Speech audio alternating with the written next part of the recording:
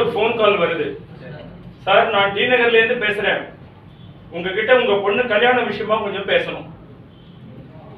அதுக்கு அந்த பொண்ணோட அப்பா சொல்றாரு, நீங்க என் பொண்ணு கல்யாண விஷயமா பேசுறதுக்கு முன்னால நாங்க எங்க பொண்ணுக்கு எப்படிப்பட்ட வரனா பாக்குறோம்னு சொல்றோம், அப்புறம் நீங்க பேசுங்கன்றாரு.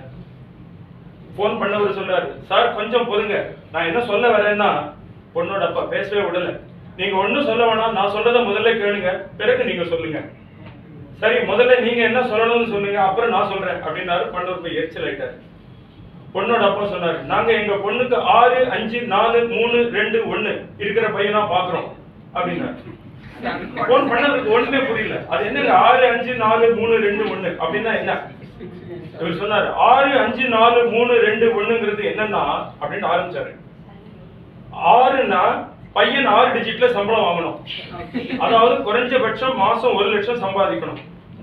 5னா பொண்ணுக்கு நிச்சயதார்த்தத்தின் போது 5 லட்சத்துல வைர நெக்லஸ் போடணும். 4னா 4 சக்கரம் உள்ள கார் 4 வீலர் பையன் பேர்ல வச்சிருக்கணும்.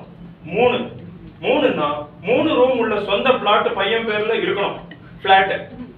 2னா பையனோட அப்பா அம்மா அடிஷனல் லக்கேஜ், பிறகு யாரும் கூட இருக்க கூடாது. 1னா கல்யாணத்துக்கு பிறகு என் பொண்ணு ஒரு குழந்தை தான் பெத்துப்பா, அதுவும் அவ விருப்பப்படும் போதுதான். அப்புறம் எங்களுக்கு எப்படி பையனை பிடிச்சதுன்னா, நீங்க பையனோட சேலரி சர்டிபிகேட் கொடுக்கணும், வைர நெக்லஸ் போடுறதுக்கு தகுதி இருக்கான்னு தெரிஞ்சுக்கிறதுக்கு டாக்குமெண்ட்ரி ப்ரூஃப், பையனோட பேங்க் ஸ்டேட்மெண்ட் வேணும், பையன் பேர்ல இருக்கிற காரோட ஆர்சி சர்டிபிகேட், பிளாட்டோட ப்ராப்பர்ட்டி டாக்குமெண்ட்ஸ் காப்பி வேணும். மேலே சொன்ன விஷயங்கள் எல்லாம் உங்க பொண்ணுக்கு தன்னுடைய கல்யாணத்திற்கு போட்ட கண்டிஷன்களா? அப்ப அவர் சொல்றாரு, என் பொண்ணு சின்ன பொண்ணு சார், அவளுக்கு இதெல்லாம் தெரியாது, ரொம்ப வெகுளியா பழகுவா சார், இதெல்லாம் நாங்க போடுற கண்டிஷன்கள். ஒரே பொண்ணு ரொம்ப செல்லம் கொடுத்து வளர்த்திருக்கிறோம், புகுந்த வீட்டுல போய் கஷ்டப்படக்கூடாது என்பதற்காக நாங்க போடுற கண்டிஷன்கள் தான் இது. மேலும் அவளுக்கு வாசல் தெளித்து கோலம் போட தெரியாது, சமையல் பண்ண தெரியாது, லீவு நாளுன்னா 10 மணிக்கு தான் எழுந்துப்பா, புடவை கட்டிக்க தெரியாது, அதனால விசேஷங்களுக்கு சுடிதார் தான் போட்டுப்பா. அப்புறம் இன்னொரு விஷயம், என் பொண்ணு சுயமரியாதைக்காரி, யார் காலையிலையும் விழுந்து கும்பிட மாட்டா. இதுக்கெல்லாம் நீங்க ஓகேன்னு சொன்னா மேற்கொண்டு என் பொண்ணு கல்யாண விஷயமா என் மனைவி உங்ககிட்ட பேசுவா. சார், எனக்கு நீங்க பேசின தலையே சுத்துது, இதுல உங்க மனைவி வேறையா? நான் என் பையனுக்கு வரேன் தேடவே இல்லை சார். அப்புறம் ஏன் பொண்ணு கல்யாண விஷயமா பேசணும்னு சொன்னீங்க? என்ன சார், எங்க பேச விட்டீங்க? என்ன, நான் டி நகர்ல இருக்கிற போலீஸ் ஸ்டேஷன் இன்ஸ்பெக்டர் பேசுறேன் சார்.